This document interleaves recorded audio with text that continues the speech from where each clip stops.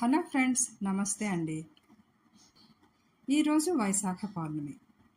వైశాఖ పౌర్ణమి మిగిలిన పౌర్ణమిలన్నింటిలోకెల్లా ఉత్తమమైనది. అందువల్ల వైశాఖ పౌర్ణమి రోజున చేసే పూజలకు చాలా శక్తి ఉంటుంది. వైశాఖ పౌర్ణమి రోజున కొన్ని గ్రహాల కారణంగా అనేక శుభయోగాలు వచ్చాయి. అందువలన ఈ పౌర్ణమి రోజున చేసే పూజలకు రెట్టింపు ఫలితాన్ని పొందుతారు. ఈ పౌర్ణమి నాడు శివయోగం, సర్వార్థ సిద్ధి యోగం, గజలక్ష్మి రాజయోగం ఏర్పడుతుంది. గజలక్ష్మి రాజయోగంలో చేసే పూజల వల్ల లక్ష్మీదేవి కరుణా కటాక్షాలు కలుగుతాయని వేద పండితులు చెప్తున్నారు. పౌర్ణమి రోజున ఉదయం చేసే పూజ కన్నా సాయంత్రం చేసే పూజకు చాలా శక్తి ఉంటుంది. భవిష్య పురాణం ప్రకారం వైశాఖ పౌర్ణమి రోజున శ్రీ మహావిష్ణువు కూర్మావతారంలో అవతరించాడు. కాబట్టి అన్ని పూర్ణిమల కంటే వైశాఖ పౌర్ణమి చాలా శక్తివంతమైనది. కాబట్టి ఇంతటి శక్తివంతమైన రోజున ప్రతి ఒక్కరూ ఇంట్లో పూజ చేసుకుని కొన్ని నియమాల్ని పాటిస్తే సమస్త దేవతల ఆశీర్వచనాలు పొందవచ్చు.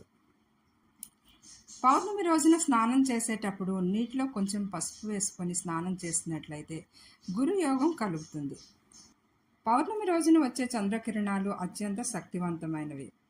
ఈ కిరణాలు మన శరీరం పైన పడగానే శరీర రుగ్మతలు దూరం అవుతాయని శాస్త్రజ్ఞులు చెప్తున్నారు. వైశాఖ పౌర్ణమి రోజున చంద్రుని చూస్తే మీ కంటి చూపు మెరుగుపడుతుందట. కాబట్టి ఈ రోజున పున్నమి చంద్రుణ్ణి చూస్తూ నమస్కరించి ఏదైనా కోరుకుంటే ఆ కోరిక తప్పక నెరవేరుతుంది. అలాగే మీకు ఆర్థిక సమస్యలు ఉంటే పౌర్ణమి రోజున సాయంత్రం మీ కాలికి నల్లదారం కట్టుకోండి. మీ ఇంట్లో ఆర్థిక సమస్యలు తొలగిపోతాయి. అలాగే మీకు అదృష్టం కూడా వరిస్తుంది. వైశాఖ పౌర్ణమి రోజున దేవతలందరూ భూమిపైకి వస్తారట. ఈ రోజున సమస్త దేవతలు గంగా నదిలో స్నానం చేసి శ్రీ మహావిష్ణువుని పూజిస్తారట.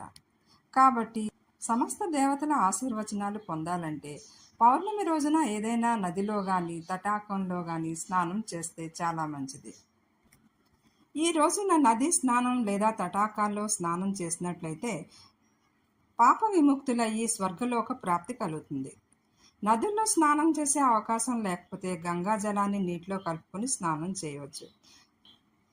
ఒకవేళ గంగాజలం కూడా మీ దగ్గర లేనప్పుడు స్నానం చేసేటప్పుడు గంగా, గోదావరి, కావేరి ఇలా పుణ్యనదుల పేర్లను చెప్పు స్నానం చేసినా సరిపోతుంది. నదీ స్నాన పుణ్యఫలం దొరుకుతుంది. పౌర్ణమి రోజున గుమ్మాలని శుభ్రపరచుకొని గడపలకి పసుపు రాసి బొట్లు పెట్టి వాకిట్లో అష్టదళ పద్మ ముగ్గును వేయండి.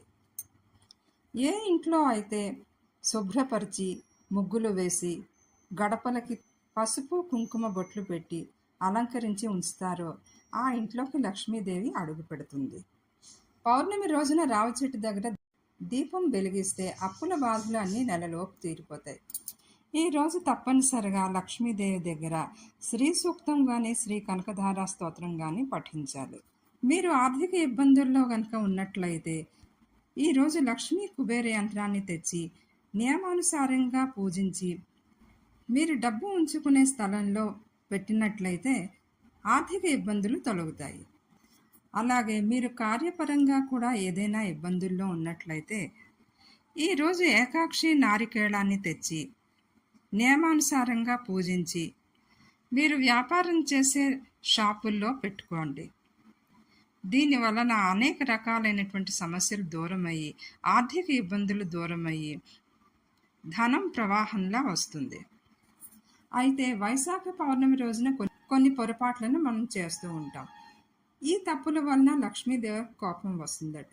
దీనివల్ల మనకు ఆర్థిక ఇబ్బందులు ఎదురయ్యే అవకాశం ఉంది. కాబట్టి వైశాఖ పౌర్ణమి రోజున ఏ పనులు చేయకూడదో తెలుసుకుందాం. ఈ పవిత్రమైన రోజున లక్ష్మీదేవి అనుగ్రహం పొందాలంటే ప్రతి ఇల్లాలు కూడా సూర్యోదయానికి ముందుగానే లేవాలి. ఎవరైతే మురికిగా ఇంటిని ఉంచుతారో వారి ఇంట్లోకి లక్ష్మీదేవి అడుగు పెట్టదు. ఈ రోజున నలుపు రంగు దుస్తులు ధరించకూడదు. శని దోషాలు కలుగుతాయి. పౌర్ణమి రోజున మాంసాహారం నిషిద్ధం. ఉల్లిపాయ, వెల్లుల్లిపాయ కూడా తినకూడదు. సాత్విక ఆహారం మాత్రమే తీసుకోవాలి. ఈ రోజున ఓం పద్మనాభాయ నమః అని 108 సార్లు జపిస్తే ఆరోగ్యం కుదుటపడుతుంది. విశాఖ నక్షత్రం ఉన్న ఘడియల్లో నీటి కుండ, గొడుగు, విసనకర్ర, చెప్పులు దానం ఇచ్చినట్లయితే 1,000,000 రెట్ల పుణ్యఫలితం ప్రాప్తిస్తుందట. పౌర్ణమి రోజున చేసే దానాల వల్ల స్వర్గలోక ప్రాప్తి కలుగుతుందట. ఈరోజు తులసి మొక్కకి, రావి చెట్టుకి నీళ్లు పోస్తే మీ ఇంటికి లక్ష్మీ కటాక్షం లభిస్తుంది. ఫ్రెండ్స్, ఇవ్వండి వైశాఖ పౌర్ణమి రోజున అదృష్టాన్ని తెచ్చే కొన్ని చిన్న చిన్న ఉపాయాలు. ఫ్రెండ్స్, ఈ వీడియో మీకు నచ్చినట్లయితే నా ఛానల్ని సబ్స్క్రైబ్ చేసుకోండి, లైక్ చేయండి, షేర్ చేయండి.